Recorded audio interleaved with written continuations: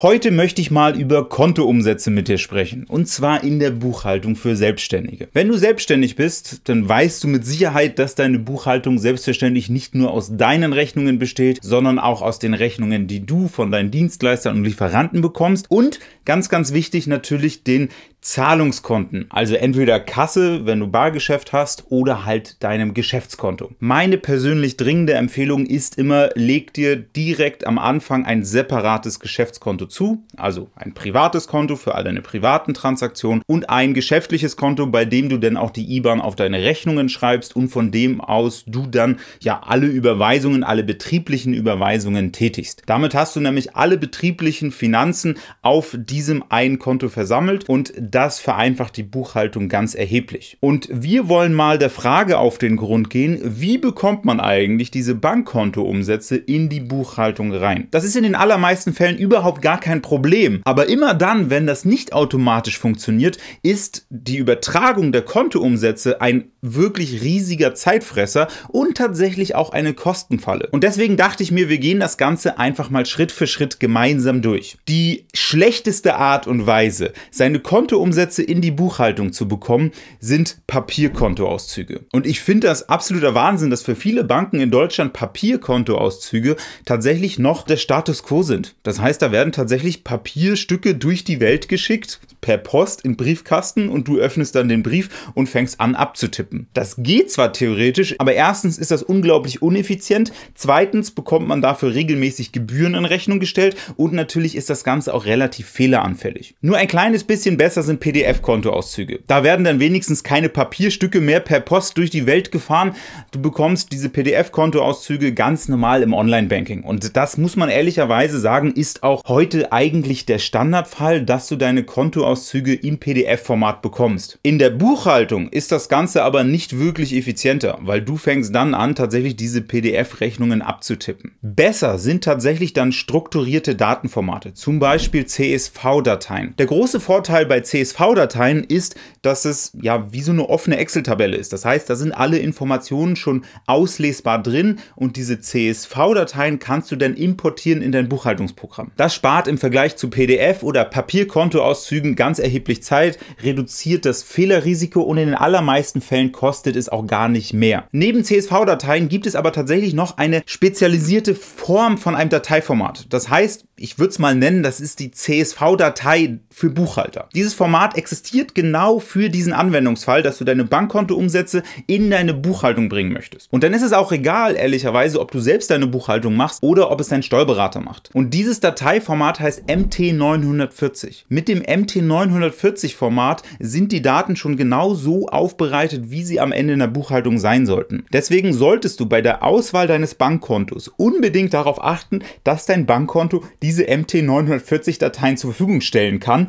und dass das nichts extra kostet. Ich habe mir nämlich mal eine ganze Reihe von Banken angeschaut. Wer stellt eigentlich diese MT940-Dateien zur Verfügung? Und die allermeisten Banken können das Ganze zwar, machen es aber nicht standardmäßig. Das heißt, du kannst nicht einfach in dein Online-Banking reingehen und dir jetzt MT940-Dateien runterladen, sondern du musst irgendwie ein komisches PDF-Formular ausfüllen oder dich an einen Bankberater wenden und der muss das dann irgendwie freischalten. Und die Deutsche Bank zum Beispiel fordert zum Teil 20 € im Monat. Nur dafür, dass du deine Kontoumsätze in diesem MT940-Format exportieren kannst und nicht in der CSV-Datei. Ich blende dir hier einmal eine Übersicht ein, aus der hervorgeht, bei welchen Banken du dieses MT940-Format ganz normal im Online-Banking exportieren kannst und bei welchen Banken das Ganze ein bisschen komplizierter ist. Wichtiger Hinweis an dieser Stelle, das können grundsätzlich alle. Das heißt, alle Banken oder fast alle Banken können dir dieses Format zur Verfügung stellen. Aber bei einigen Banken ist das Ganze einfach sehr aufwendig. Deswegen, wenn du jetzt gerade dabei bist, ein Bankkonto auszusuchen, achte unbedingt darauf, dass du dieses Dateiformat bekommst. Und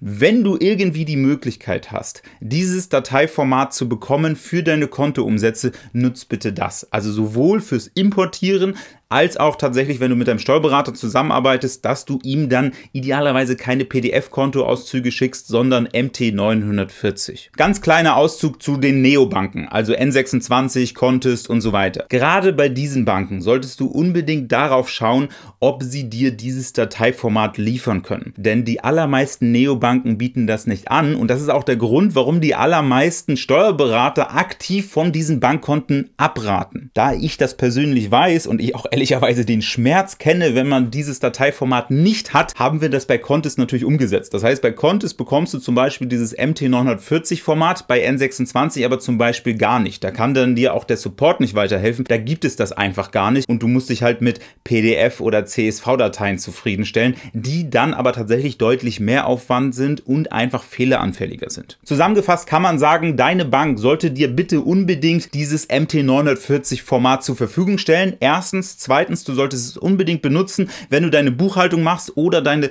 Bankkontoumsätze an deinen Steuerberater übermittelst. Und wenn du ein neues Bankkonto wählst, schau erstens unbedingt darauf, dass es das überhaupt gibt. Wie gesagt, bei einigen Neobanken ist das keine Selbstverständlichkeit. Und zweitens, dass das nicht mit Zusatzkosten verbunden ist. Das ist ja eine Funktion, die steht jetzt nicht ganz groß in der Preistabelle, sondern irgendwo im Kleingedruckten. Deswegen such da unbedingt nach MT940 und ob da Zusatzkosten entstehen. Ich finde das super frech, da 250 € im Jahr zu nehmen, nur für ein Dateiformat. Das hat keine zusätzlichen Funktionen, das ist nur die Strukturierung. Deswegen unbedingt darauf achten, wenn du dich für ein Bankkonto entscheidest. Und damit kommen wir zur absoluten Krönung der Bankkontoumsätze, und zwar die direkte Integration. Es ist ja schön und gut, dass man Papier abtippen kann, bei PDF auch und CSV und MT940 ist ein bisschen einfacher, aber am allerbesten und schönsten ist es, wenn das Bankkonto direkt mit dem Buchhaltungsprogramm miteinander verknüpft ist und man entweder in Echtzeit tatsächlich die Umsätze schon austauscht oder aber wenigstens mit nur einem Klick. Deswegen solltest du, wenn du irgendwie die Möglichkeit hast, dein Bankkonto direkt anbinden an das Buchhaltungsprogramm. Und ich sage es an der Stelle nochmal dazu, das ist vollkommen egal, ob du selbst deine Buchhaltung machst mit zum Beispiel Lexware Office,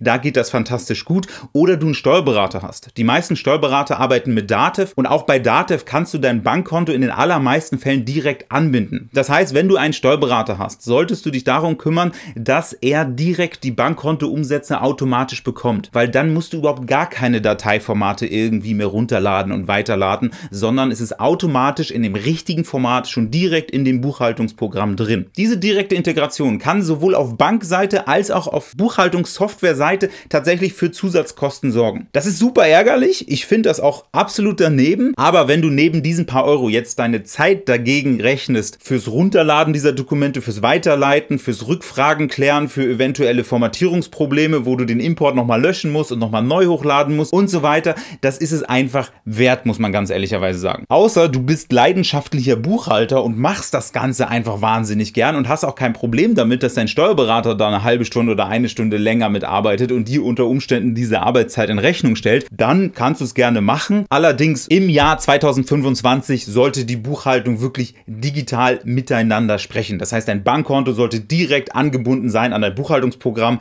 oder halt an das Programm von deinem Steuerberater oder deinem Buchhalter. Das heißt, wenn du das heute noch nicht gemacht hast, schau dir unbedingt mal dein Buchhaltungsprogramm an oder sprich mit deinem Steuerberater, dass du das Ganze in Echtzeit hinbekommst und dann bist du diesen ganzen Ärger einfach los. Und wenn der Steuerberater oder das Buchhaltungsprogramm es nicht anbieten, dann wäre das für mich tatsächlich ein Kriterium, das mal zu hinterfragen, ob man da nicht eventuell wechselt. Hast du dazu Fragen? Dann schreib mir diese Frage gerne in den Kommentarbereich und ich versuche dir gerne weiterzuhelfen. Ich weiß, dass das ganze Thema Bankkontoumsätze in die Buchhaltung zu bekommen in den meisten Fällen kein Problem ist. Aber wenn es ein Problem ist, dann ist das ein unfassbarer Zeitfresser und deswegen wollte ich dieses Video an dieser Stelle einmal aufnehmen, um dir zu sagen, was ist eigentlich so der Goldstandard und wie sollte man heute eigentlich idealerweise arbeiten. Ich weiß, da gibt es auch wahnsinnig viele Einzelfälle und Probleme und so weiter. Lass mich gern an deinen Erfahrungen teilhaben, weil ich natürlich nur meine persönliche Perspektive kenne, aber ich weiß, dass das, als ich Kontist mit aufgebaut habe, auch immer ein riesengroßes Thema war. Deswegen hoffe ich, dass das bei dir jetzt kein großes Thema mehr ist